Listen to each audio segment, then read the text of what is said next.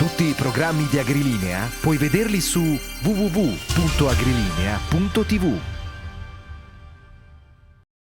Silvio Ferrari, questi quaderni di campagna, questi dati che arrivano dal campo, per voi sono importanti oppure... Beh sì, noi capitalizziamo tutte le informazioni e già questa tavola rotonda, chiamiamola, mi ha dato tanti spunti di riflessione. Intanto rispondo all'invito di Cesare, sì, noi siamo tra i sostenitori dei contratti di filiera e quindi noi crediamo che abbiamo raggiunto un allineamento tra i componenti della filiera che bisogna tenere duro anche quando i momenti sono difficili. Avevo detto che il mais è un ingrediente chiave per noi, ma è un ingrediente chiave anche nella formulazione del prezzo dei mangimi, proprio perché entra più o meno al 40% nella formula. Quindi dobbiamo stare attenti di creare i giusti equilibri, quindi la premialità va bene, ma allo stesso tempo dobbiamo stare attenti anche a non uscire da certe regole, perché anche per noi la redditività è il driver, no? Come per ogni imprenditore. E quindi nel breve comunque bisogna salvare la redditività, sono assolutamente d'accordo. Bisogna salvare l'agricoltore. Come? Bisogna salvare l'agricoltura, sì, certo, e l'agricoltore. Certo. Sì, ma noi siamo, come dire... Noi siamo, il mangimista, l'associazione dei mangimisti, se ci pensate, è una industria che produce per il mercato nazionale. Noi non esportiamo, noi assorbiamo tutto quello che il mercato ci dà e lo restituiamo ovviamente al mercato nazionale. Quindi è un'industria italiana e quindi è chiaro che siamo legati alle sorti anche dell'agricoltura e della zootecnia. Però qui abbiamo sentito tante... Dobbiamo azzardare un po', Presidente. Com'è? Dobbiamo azzardare un po' nelle premialità. Sì, beh sì, questo è frutto poi di una negoziazione che dovremmo portare avanti. Mi rendo conto assolutamente che le premialità sono... Però lui non ha toccato solo la premialità, ha toccato diverse leve, perché la redditività non si fa solo col prezzo, si fa anche con i costi, con l'efficienza, con tante altre leve, no? Sì, Sauro, volevo aggiungere che la premialità può arrivare dalla filiera, ma può arrivare anche da chi è attento alle nostre DOP, a chi è attento al nostro export, a chi è attento al nostro agroalimentare, quindi al governo. Quindi la premialità quando si declina in due parti, una parte che è privata, una parte che è pubblica, e la parte pubblica è quella che oggi ha la parte da reone all'interno dei contratti di filiera in termini di valore aggiunto rispetto al prezzo, e credo che questa debba essere, se crediamo alla filiera, se crediamo alle nostre DOP, se crediamo al nostro sistema agroalimentare, deve essere alimentata, quindi non solo la parte privata.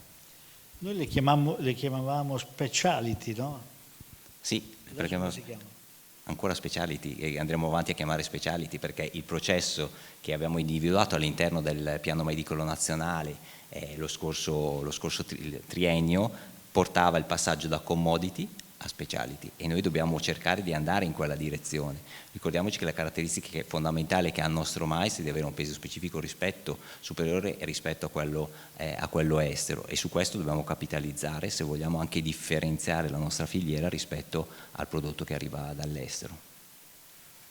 Se volete fare delle domande, non conosco tutti gli occupanti, gli ospiti presenti, perché questo è un ingresso libero. Se volete aggiungere qualcosa, voi siete produttori?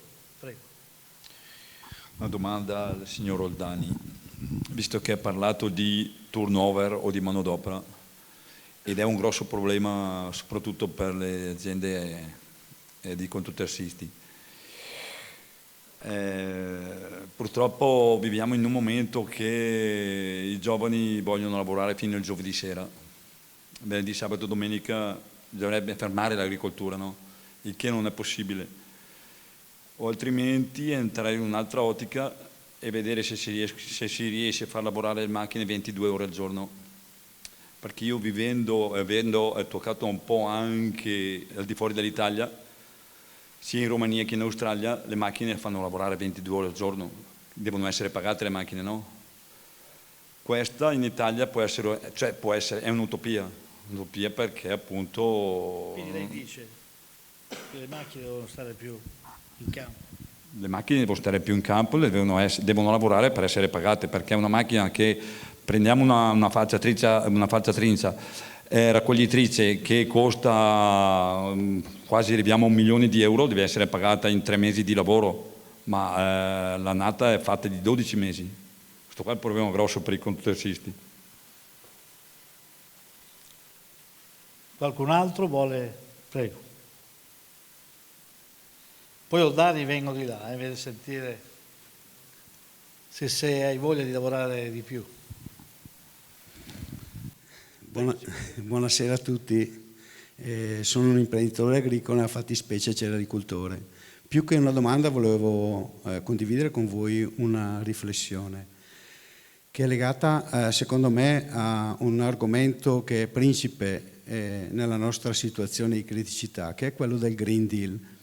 Green Deal che sta creando delle premesse nel nostro settore che noi, oltre che a non condividere, non riusciamo a capire come potremo ottemperare a queste richieste, perché oltretutto andremo incontro anche a un'ulteriore decurtazione di produzione che qualcuno quantifica con un 25-30%. Io volevo dire solo questo. Noi siamo chiamati a ridurre nel tempo a venire sempre di più gli agrofarmaci, le molecole che utilizzeremo. Noi oggi abbiamo già dei problemi legati a delle resistenze, una per tutte è l'amaranto, che non riusciamo più a controllare in maniera... E quindi questa cosa ci spiazza un po' dal punto di vista della competitività, ma la mia riflessione è questa: se noi andiamo incontro a una situazione di questo tipo per dopo poi importare da paesi dove queste misure, questi sistemi non sono quelli che abbiamo noi, che senso ha questa cosa? Dal punto di vista, diciamo, filosofico della questione, se siamo su un pianeta, delocalizzare un problema non è risolverlo. Se invece siamo in ognuno nella nostra provincia, possiamo fare quello che vogliamo, perché tanto sarebbe come andare a correre un gran premio con un limite di 100 litri di carburante e correre con uno che dice utilizzo quello che mi serve, e poi dire non sono in grado di fare non sono in grado di condurre il Gran Premio, di utilizzare la mia automobile. La competitività sì, ho sentito delle ricette, però alla fine dobbiamo avere le stesse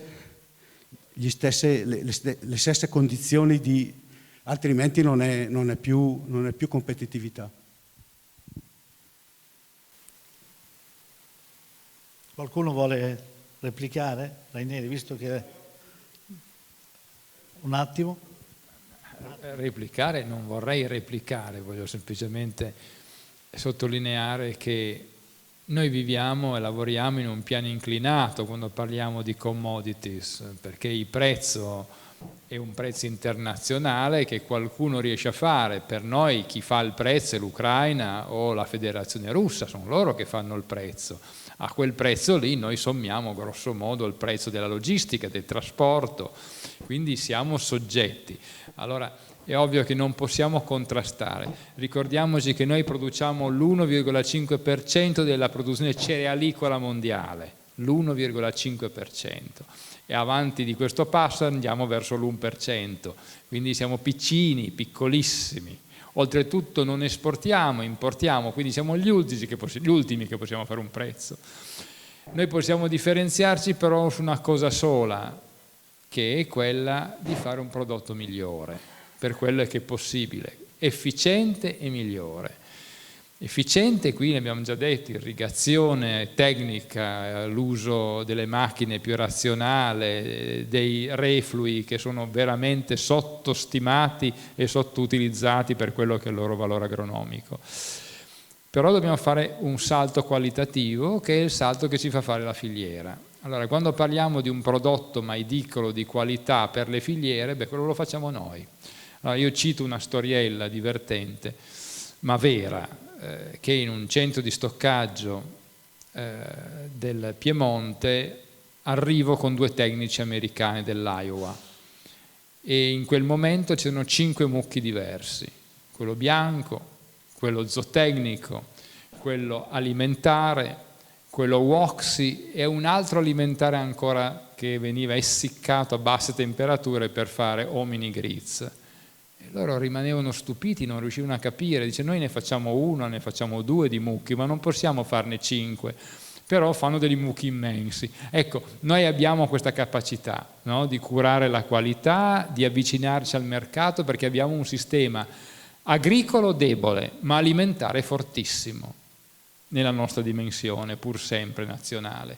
Quindi un certo margine c'è. Questo margine vuol dire che guadagniamo un po' di marginalità, gioco di parole. Non dobbiamo pensare che i cereali, la qualità raddoppi il prezzo. Questo non è una cosa che ci riguarda e ci interessi, quello è un aspetto che possono giocare gli olivicoltori e i viticoltori. Noi non lo possiamo fare. Però quel margine in più per stare a galla e soprattutto per avere la garanzia di avere un compratore che sta a certe regole, e questo è molto importante nel mondo agricolo. Buonasera a tutti. Volevo ricollegarmi sono un agricoltore, un allevatore, volevo ricollegarmi alla tematica che ha espresso il mio collega. Allora, sono 20 anni che faccio questo lavoro e da 5 anni a questa parte sono anche a capo di una commerciale. La nostra mission è portare il nostro know-how nelle aziende agricole, ovvero partire dal sacco di mais, dal sacchetto di mais, trasformarlo in latte, carne, bioenergia e in alcuni casi, poche aziende lo fanno, lo scarto di questa bioenergia, chiamiamolo scarto che poi non è scarto, viene addirittura separato, la parte liquida interrata nel terreno, la parte solida compostata e portata su vigneti o su anche orticole. Crediamo che con dati alla mano decennali questo famoso e fantomatico Green Deal possa essere sostenibile. Qualcun altro? Non mi dai in mano il microfono. Io vorrei sottolineare la faccenda che in Italia l'unica salvezza è creare sinergie fra imprenditori, la prima cosa. La seconda, cercare di copiare gli industriali, perché noi essendo artigiani ed agricoltori lo spirito non è quello industriale. Quindi non abbiamo una struttura aziendale capace di esaminare i costi. E la questione è tutto questo. I premi vanno bene, però attenzione che aspettare l'acqua che venga giù dal cielo, se viene è una buona cosa, ma io mi devo difendere. Io devo fare analisi di costi, devo cercare di valorizzare tutto quello che ho in casa. Io come terzista e l'agricoltore come agricoltore.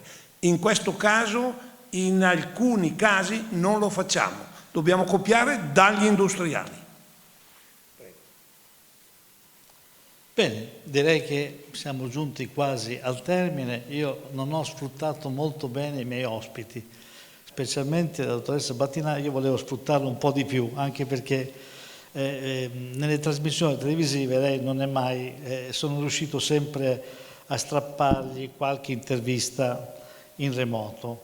Allora, lei adesso ha un microfono, deve parlare agli agricoltori, deve in qualche modo convincerli a rimanere forti in campo.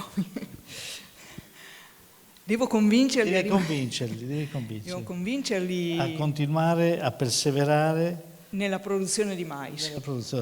Allora, nella difesa abbiamo già un quadro ben definito che sì, possiamo suggerirgli, l'abbiamo già suggerito. Ecco, cos'altro vogliamo dire? Perché i costi sono elevati, ci dicono, questa sera l'abbiamo capito. I costi sono elevati, altri sforzi che stiamo cercando di fare a supporto degli agricoltori è trovare dei sistemi per valutare, a parte l'aspetto economico, per valutare molto bene tutte le scelte che vengono fatte lungo la filiera, con dei sistemi anche basati su matematici, diciamo, ancora una volta supportati dall'informatica. Adesso abbiamo anche un progetto PNRR che, diciamo, vede tante università diverse coinvolte. Stiamo cercando di mettere a sistema, non è facile, le stesse difficoltà che magari ci sono nelle filiere mais,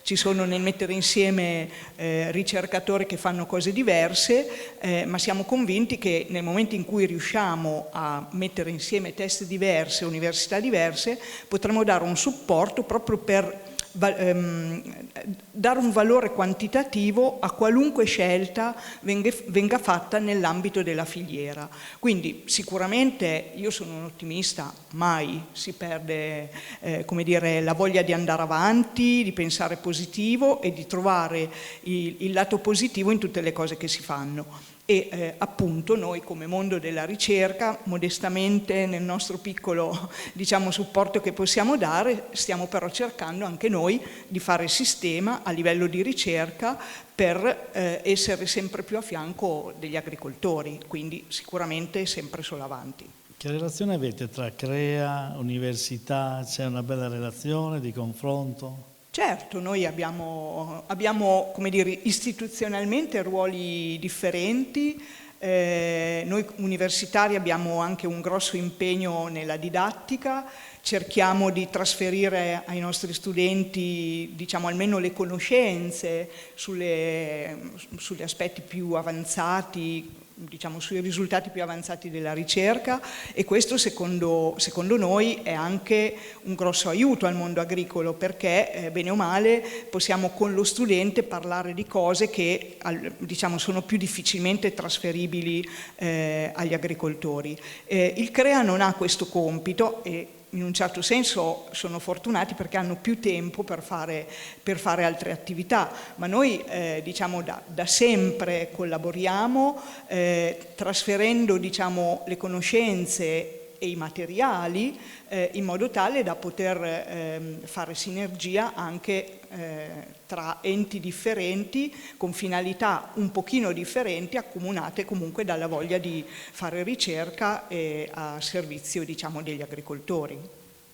Concludiamo, le macchine sono complici che vi danno una mano in tutto questo per cambiare? Le macchine, io sono un'appassionata di macchine agricole, quindi sicuramente.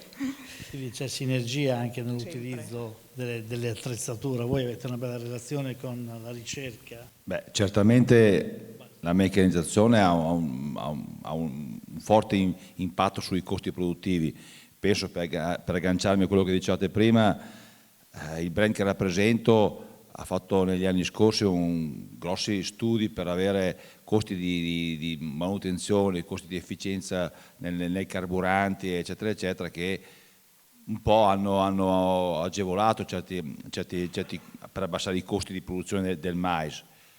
Poi ci sono altri aspetti come la raccolta, che secondo me è importante anche quello, ma anche la raccolta dei dati, come diceva il signore qua a fianco, che ha un impatto molto importante. Tutte le macchine che stanno per uscire escono con una tecnologia per raccolta dati molto molto forte, che si sta espandendo anche su altri brand. Poi sempre della meccanizzazione, anche l'aspetto della distribuzione delle materie chimiche è molto importante. Avere barre di irrorazione molto, molto larghe significa avere meno impatto ambientale sul terreno, meno compattamento sul terreno e anche un effetto di lavazione, quindi di distribuzione di effetti chimici più ridotti.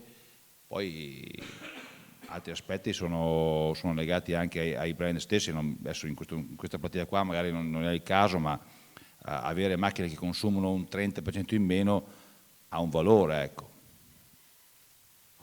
Bene, concludiamo. Presidente, vuole concludere lei oppure facciamo concludere Cagnolati, che ha iniziato male, spero finisca bene? Tutte le cose che escono da questa tavola rotonda sono tutte preziose, su questo non ci piove.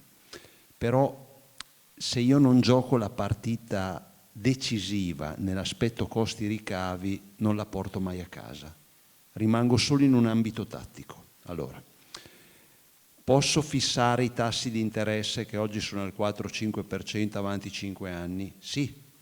Io ho dei clienti che quando erano a zero li hanno fissati fino al 2027.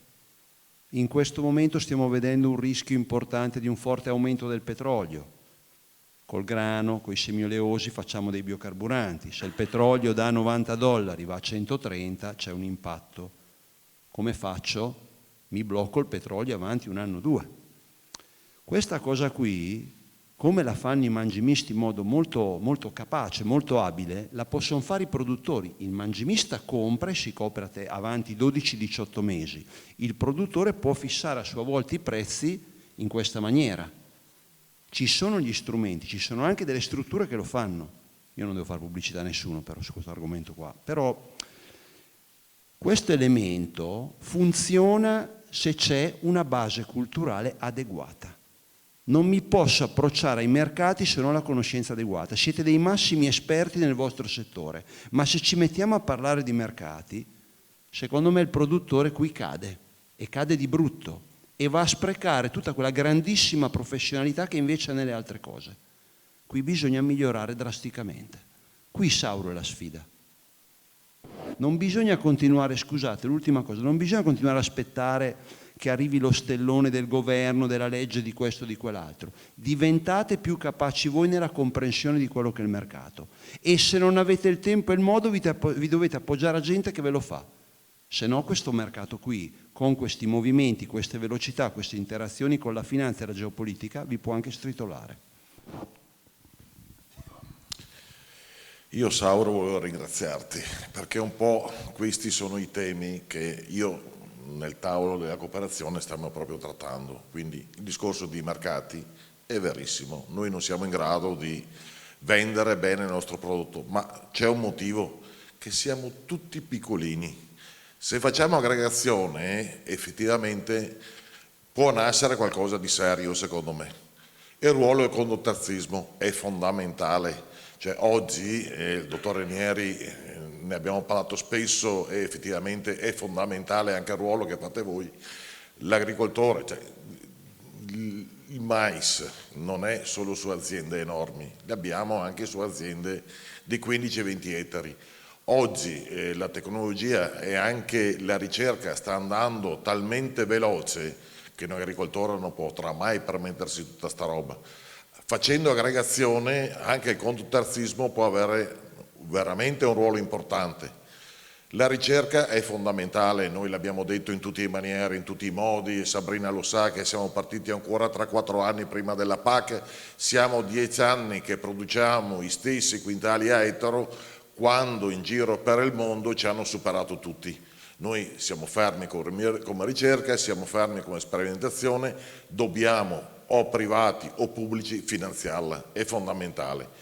Io parlo essenzialmente di granella, perché dopo Sauro, parlare di mais ceroso o di mais energetico è una cosa, parlare di mais granella è un tema particolarmente difficile, perché se oggi manca sul mercato è il mais granella, perché effettivamente tutto va a ceroso, bioenergia, quel che resta è mais granella. Quando sentiamo che il mais cala un 10% è il mais granella, questo è il nostro problema. Bene, purtroppo il tempo è terminato, io vorrei risentire un attimo ancora il CREA, una battuta velocissima. Sì, allora noi confermiamo, come diceva appunto anche la professoressa Battilani, l'università nella ricerca continueremo a investire, è il nostro, diciamo, compito istituzionale, però è anche proprio un dovere riportare quelle risorse di cui si parlava, germoplasma, risorse genetiche, che erano utilizzate prima dell'avvento degli ibridi, e a fronte di una biodiversità climatica noi dobbiamo contrastare nel valorizzare la biodiversità che il mais stesso ha, cioè ci sono delle armi che non sono ancora note, questo non le abbiamo ancora sfruttate, ed è segnale anche che a questi diciamo network partecipino anche le ditte sementiere. Questo è un materiale che deve essere considerato da pre-breeding, forse ecco questo non è stato spiegato prima, sono materiali che poi verranno incrociati e portati alla produzione adeguata. Quindi noi continueremo imperterriti. Purtroppo le ditte sementiere quando le invitiamo scappano, non so per quale motivo. Comunque noi torniamo a rifare l'invito alle ditte sementiere perché manca proprio il primo anello importante della filiera. Il primo anello è l'agricoltore, però se non abbiamo le sementi. Presidente, la ringraziamo perché lei ha sempre il coraggio di confrontarsi, sempre. A Sorzò per noi è un grande riferimento e diciamo viva la mangemistica italiana. Beh certo, ma viva anche la filiera. Faccio solo una nota, abbiamo capito che forse anche tra i ministeri bisognerebbe creare questo spirito di filiera, se vogliamo accelerare i processi. Se vogliamo accelerare i processi anche qualche altro anello deve essere probabilmente rafforzato, no? Collegato. Grazie di nuovo per essere sempre con noi. Grazie a voi per avermi invitato anche quest'anno e speriamo che l'anno prossimo ci si possa ritrovare con notizie positive. Torneremo nei vostri centri. Bene, grazie a Imagine Line, naturalmente questo quaderno di campagna ha sempre più successo anche nel digitale, ringraziamo Fent che ci accompagna, il nostro presidente che è sempre giovanile, non so come faccia, ogni anno invece di invecchiare. Cagnolati, grazie per la tua preziosa Grazie Sauro, grazie presenza. A tutti gli amici agrilinea. Sei un amico, grazie Confagricoltura per essere con un CAI con noi stasera. Grazie Sauro, sempre eccellente, eccezionale, vicino alle problematiche, alle tematiche dei territori. Bravo. Cerchiamo di conoscere le problematiche per, non dico risolvere, per stimolare e migliorare. Il professor Raineri, anche l'abbiamo sempre sentito in collegamento, grazie per essere venuto con noi a Sant'Angelo Lodigiano, perché a volte è bene anche toccare con mano, no? Ma è un piacere, adesso non c'è più la scusa del Covid, anzi c'è questa ripresa dei rapporti diretti che è sicuramente molto positiva, stasera ne è una prova. Bene, grazie di nuovo. Grazie anche per aver messo insieme le filiere, perché non devono farsi concorrenza, ma devono condividere e convivere. Grazie, grazie anche da parte mia, grazie.